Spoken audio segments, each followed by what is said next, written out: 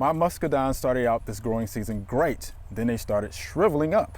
What is happening? So what do you think is happening there, Celeste? So from the pictures, I'm leaning towards a fruit rot called bitter rot. Yeah. That usually affects, well, we start seeing the effects on that fruit once we get into the season, after the fruit has really begun to develop.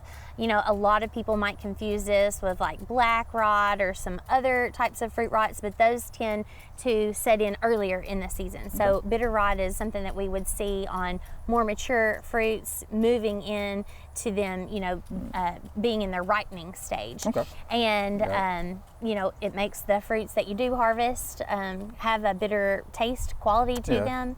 And then you can see those kind of lesions where the fruit itself is rotting. So certainly, you know, muscadines are native to our area. Pretty tough plants. And they have, you know, some less disease problems than, say, we would if we were trying to raise bunch grapes here. But occasionally when we have hot, humid conditions, that is favorable for the development of fruit rot.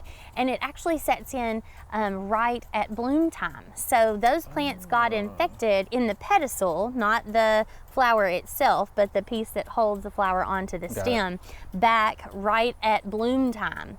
So if they're having this recurring year after year, they need to do some protective fungicides early in the spring to help prevent that infection, because then the fruits begin to develop, and if that pedicel is infected, it can then easily transfer to those grapes once they've developed. And then I also saw some cracking on one of those pictures, and that's unrelated to the bitter rot. So that is probably cultural control, so management.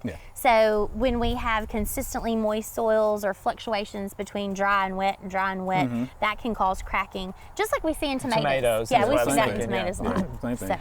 So with cleaning up, if you got this black bitter rot, do you cleaning up the fruit in the fall and putting them not in the compost but in the trash? Is that helpful? Proper sanitation is going to be key for that. Spray schedule, of course, fungicides, good pruning. Airflow. Yeah, got to get that airflow in there as well. And then you might want to check resistant varieties. Just do some homework and check to see if some of those are, are available.